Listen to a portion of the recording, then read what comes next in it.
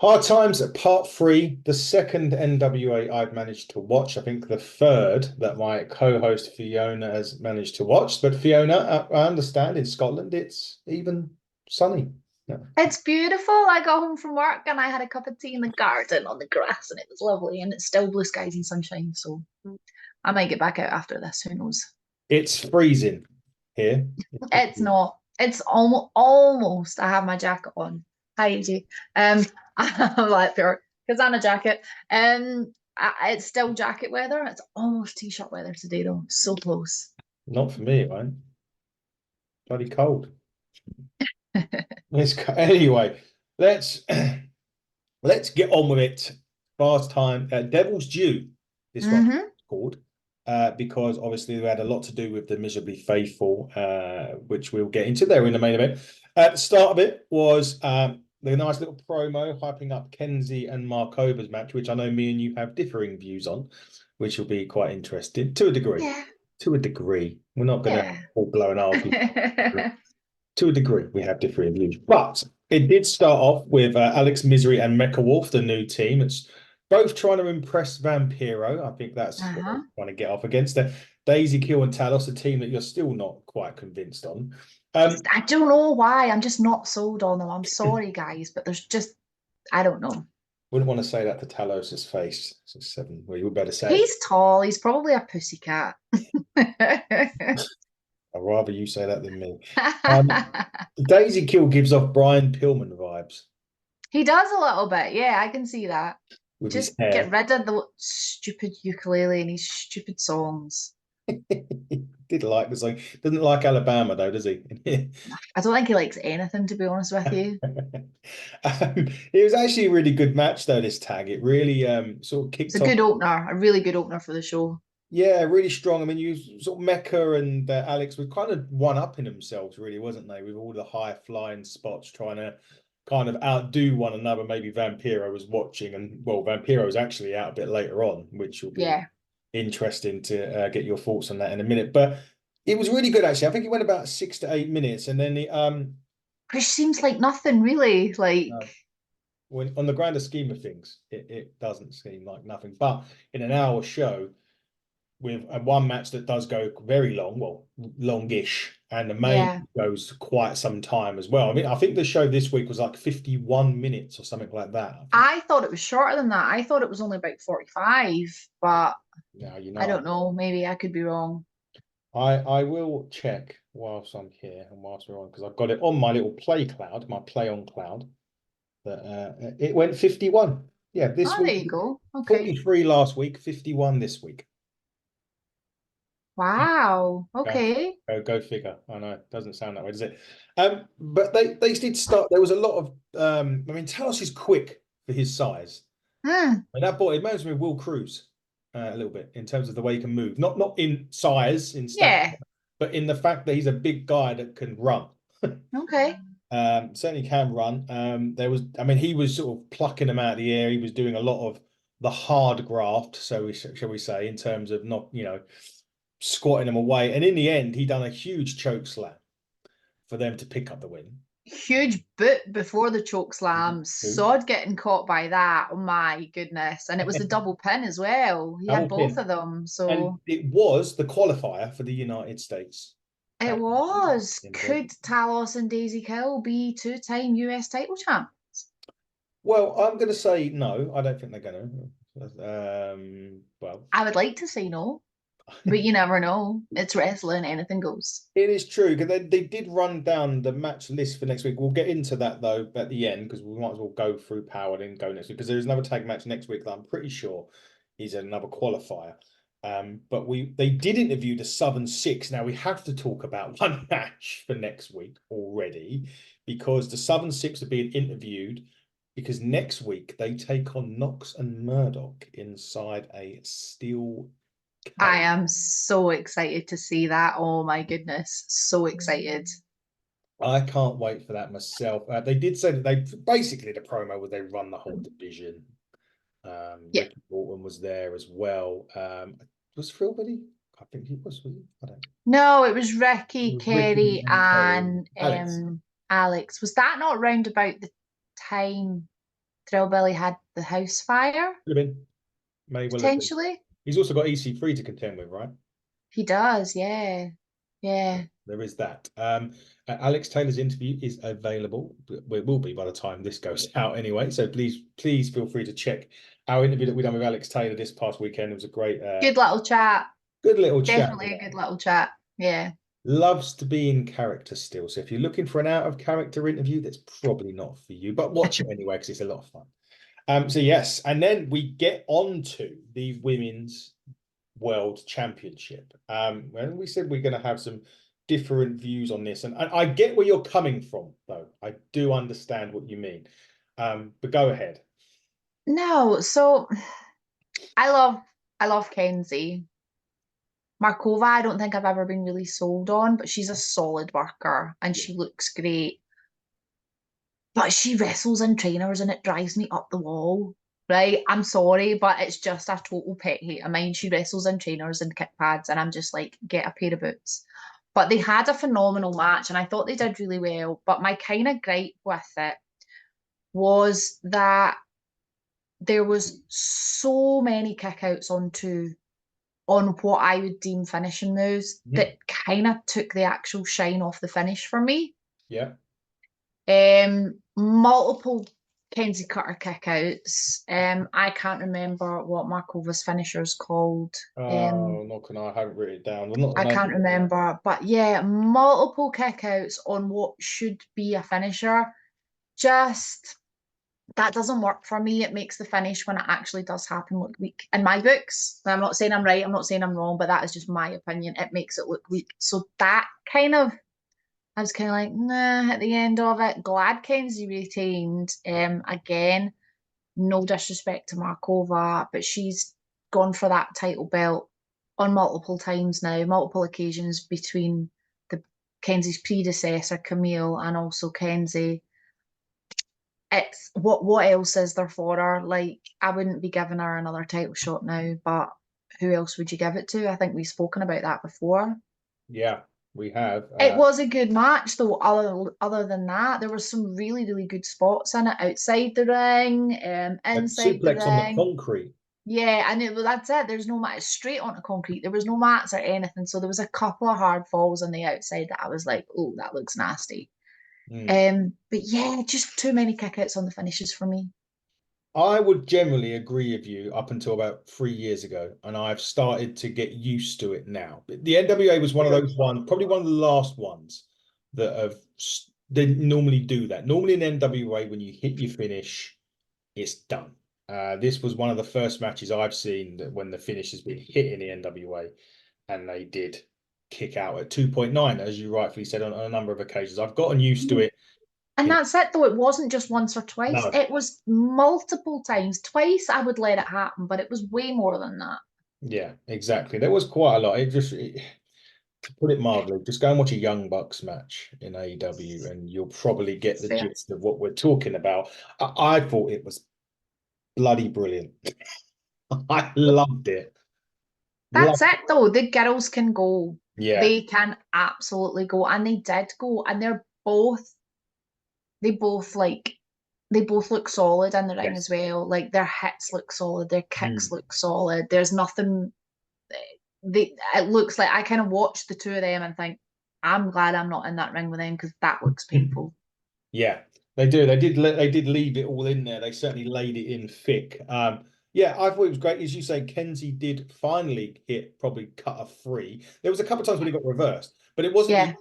end of what happened. Kenzie left celebrating up, and up comes Vampiro.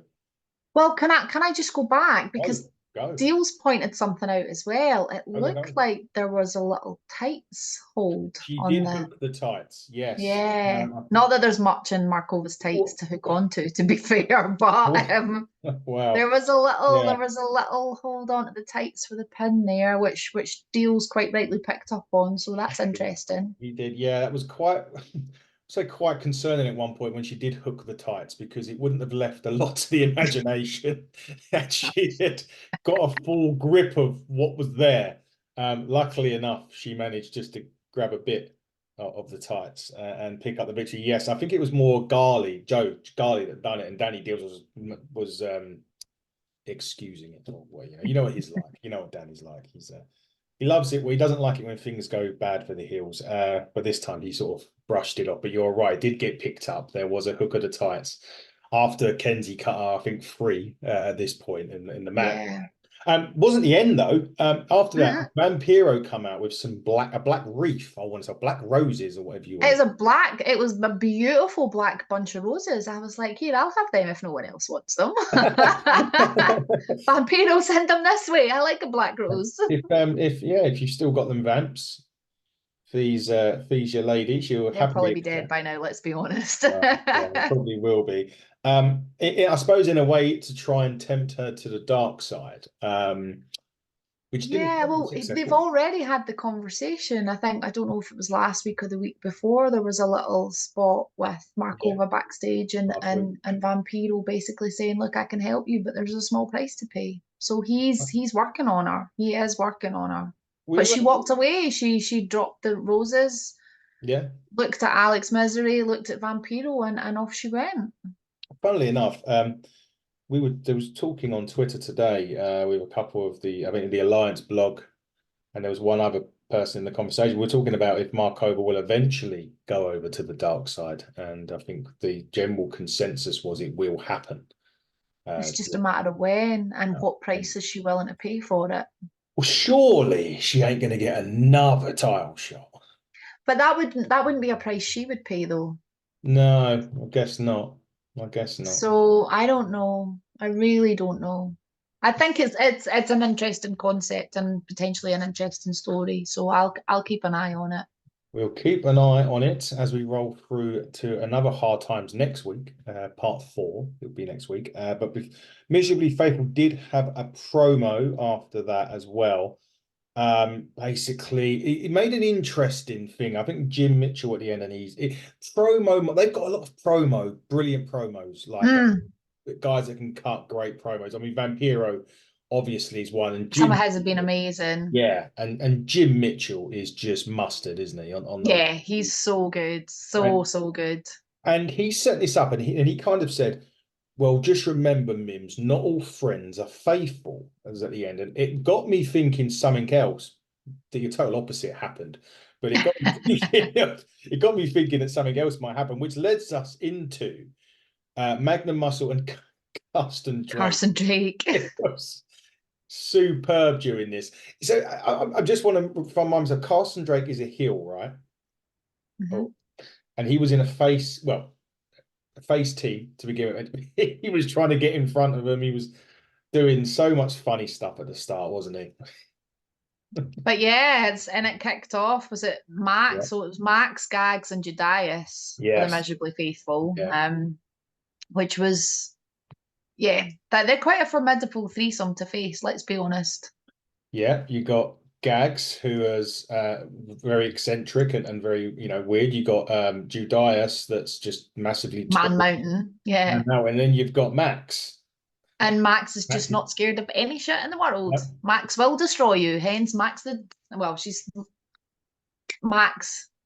Was it Max the Impaler? Max the Impaler. Yeah, I was about to say Max the Destroyer, but Max the Impaler. Yeah, so Max is they are just a scary human being. I would not like to be standing in the ring against them, put it that way. Calling her the non-binary something. I can't remember. The non-binary. The non-binary nightmare. That's it. So we've now, in wrestling, we've now got the American Nightmare and we've got the non-binary Nightmare in Max. And Max wasn't afraid to get there, to get in there. I mean, in fact, Mims was really trying to get to Max for the majority of it. It was always about Mims getting to Max, because obviously Max took the title away from him as well. Yeah. But it was really good, actually. There was some really good agility from a lot of these in the match as well. There was there was a big spear and a clothesline on Draper, which picked up the one. There was a bit where Mims was trying to get the tag and they pulled them 2 down. Yeah. In the match as well. Eventually, Draper gets to pin on him, Yeah, Sal comes out at some point as well. Sal, can I forget? I've got it here. Sal caught, yes, Sal the Salvation and yes. his beautiful white ensemble compared to everyone else's dark. So that was fun. It's good to see Sal actually. I hope we get to see him wrestle again soon. I do. I'm not sure about the yogurt commercial suit, but he's looks like he's going to be doing he'll be on a yogurt commercial for us. It's Ski, I think the brand used to be. Um, but nevertheless, yes, he did. I did write that down. Apart from there was a springboard back elbow bit for the show brilliantly. G. Then Sal come out, and then there was a spear and clothesline on Draper, which got the 1, 2, 3, and then Mims just snaps. Yeah.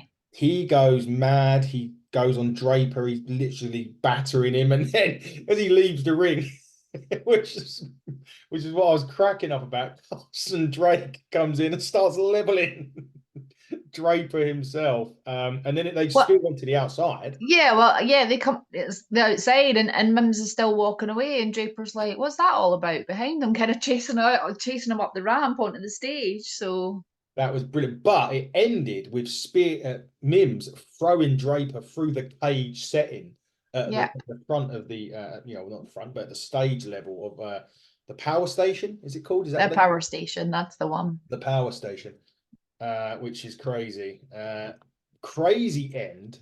So is that the end of Mims and Draper? I Are they would going have to thought so. Crockett Cup together? Who knows? Will it be Carson and Draper? Is Mims going to look for another tag team partner? We have no idea. We don't, and obviously that is. Have they taping that soon? Is it or The Crockett Cup's on the 18th. yeah? It's on So the 2 weeks on Saturday. 2 weeks Saturday they record it. So that's going to be a while before we see it, though, isn't it? Yeah, it will be because the Tampa tapings have still to air as well. So And that's a lot of them are I think are some qualifiers or something like that from the gist of what we've been told. Anyway, yeah, we're going to have some qualifiers on there, so we won't find out. But next week, as we've already discussed, there is the steel cage match that we're really looking forward to. When was the last yeah. cage match on Power? What's that? When was the last cage match on Power? You encyclopedia of knowledge. I don't think there has been one, has there? I don't know. That's what I'm asking I you. genuinely, I don't know. Off the top of my head, you're putting me on the spot. I have no recollection. No worries. That may be one for the viewers. Comments are now on, so please let us know when the last cage match. I thought maybe EC3 might have been in one, but maybe I'm wrong. There's also the Kids and the Slime Balls. That's got to be a US tag qualifier, surely. That'll be. Have they not had a match up Yeah, before? yeah, Yeah, they quite were. recently. And The kids who one. came out top on that one? The kids. Ooh, are they going to go 2 for 2? I'm intrigued. I'm quite surprised that considering we've just recently seen a match with the two of them in it against each other, that we're seeing another one. Okay, that's interesting. For the US title and the last call match between AJ Kazana and Anthony Andrews. What is a Forgot last about call that. match? What is a last call match? Is that Your guess is as good as mine. I the have only no idea. the only last call that I remember is the pub? Well, that's what I was thinking. So They have a who street fight, knows? maybe a street fight.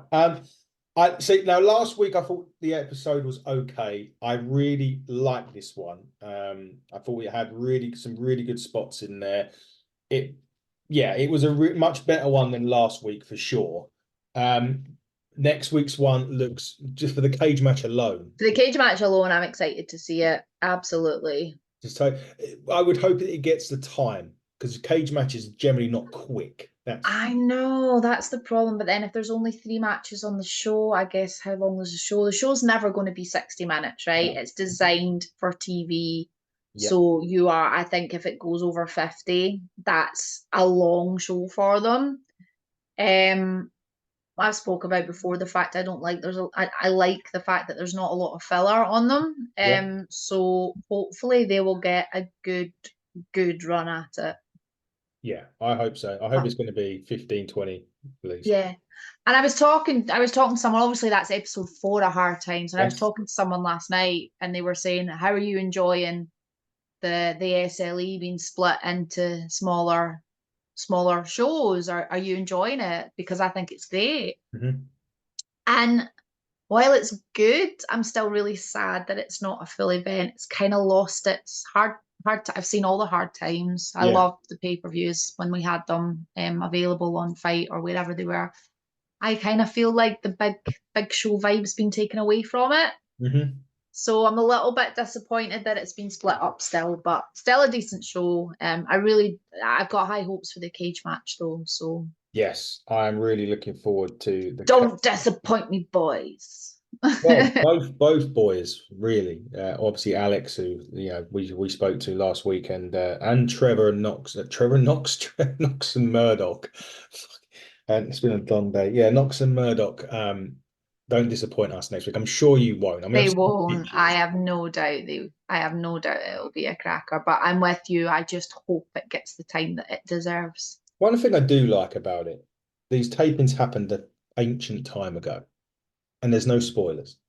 I know. It's Brilliant. so good. So The only refreshing. stuff I've ever seen is these matches took place or whatever. So occasionally there's stuff on not on Observer, what's the other site?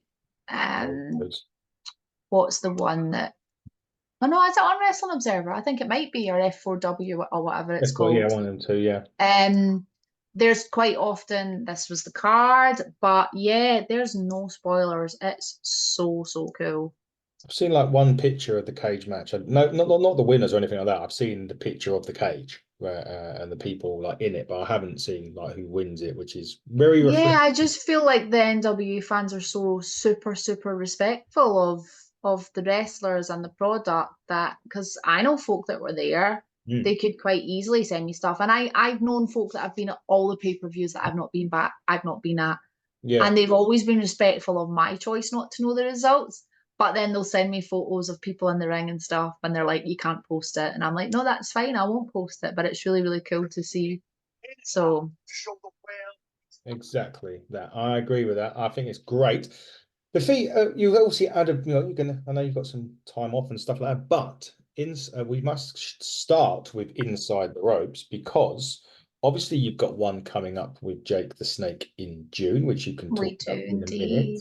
However, I think it was yesterday or maybe the day before. It was It yesterday, was yesterday. Inside the Ropes announced yet another blockbuster for September. September the 9th and 10th. We are bringing Amy Dumas, aka Lita, over to the mainland. As far as I'm aware, she's going to be in Ireland for a Comic Con, and then she's coming to London and Glasgow on the 9th and 10th of September for two one-off shows, two completely different shows. I think we're at the Classic Grand in London, and in Glasgow we are at the Garage, which will be amazing. It's a good venue. Tickets for that go on sale tomorrow night. Well, it's Wednesday night now, so Thursday, the 25th of April, at 7 p.m. itrtix.com. General admission, I think, is round about the £30 mark. I think the VIPs is about £105, give or take. And that gets your autographs and your meet and greet. I am so excited. I think Ollie designed the poster for it. I Brilliant. love it. It's proper 80s old school or 80s, 90s old school. It's very much a retro poster. So I'm really looking forward to that. And we've also still got tickets. So that's September 9th and 10th. We've also still got tickets available for Inside the Ropes on the 1st, 2nd, and 3rd of June with none other than Jake the Snake Roberts, which I am really looking forward to as well. I've literally just watched with my son the Jake Roberts and Macho Man Rivals show, which Oh, was really good. So awesome. I'm excited for that one. So that's cool. Two different eras that Inside the Ropes are brung over. You've got the sort of Attitude Era, from Lita and sort of mid new generation into Attitude Era, and then you've got the classic, 80s era with Jake. And obviously he's still doing it now in AEW, but to have those two, on shows in June and September, honestly get your tickets. You will not Yeah, disappoint. absolutely. I am so looking forward to these. I'm so excited. All my holidays are in for work, so I'm like, Excellent. yes. You get to see that. That is awesome. And I think the British Championship Wrestling announced another event today, or they've So come. yeah, we've announced a show on the 19th of July in East Kilbride. we have in my hometown. Unfortunately, I will not be there. It's been booked when I'm away on holiday with my kiddos, so I'll be away down south with my kiddos in Yorkshire, exploring York and the beaches and Flamingo Land and stuff. So I'll not be there for that. But and then I have some other stuff coming up in May. We've got the WTL May Day show on the 6th of May, PBWB on the 9th of May. And there's loads of other dates coming up that I will try to remember to scribble down for next time. But before we go on to your chat, and I know you've got lots to catch up on with Few Ignite, bits. I don't know if you saw before you came on about Burning Heart Pro Wrestling. I did. The Grizzled Young Veterans announced Yeah, Liverpool, I right? am super excited. So if any of you guys aren't aware of this, Burning Heart Pro Wrestling, it's basically a new sort of promotion that's come up in Liverpool, and it's by international wrestlers. So GYV are kind of headlining it at the moment. I don't know who else is involved, but they're going to be running a show at Liverpool Olympia on the 21st of June. Tickets are going on sale for that quite soon. I am very, very excited to see what these guys pull off because I know that they're going to bring a team in for this. So I am sorely tempted to see if I can get down for that. I really, really am. That Knowing will me, I'll be probably have a show that night though. So that will be really interesting. Yeah, I did see the promo. Plucked my ears up a little, pricked my ears up, sorry, a little bit when yeah, I saw that. Be interesting to see who they bring on. Yes, you are right. We have some stuff from Ignite. Obviously, congratulations first off to Smashing Mike for retaining the Ignite, the Turnbuckle men's title against James Ellis. Although yours truly had to get involved in that match, wasn't having at one point the title did change hands. Mr. Ellis decided to use the championship belt, which I wasn't having none of. We're not having our titles changed. Well, especially the turnbuckle title is not changing in that way whatsoever. So I made the referee aware, which then brought CJ out, which then got the match restarted, and Mike then won.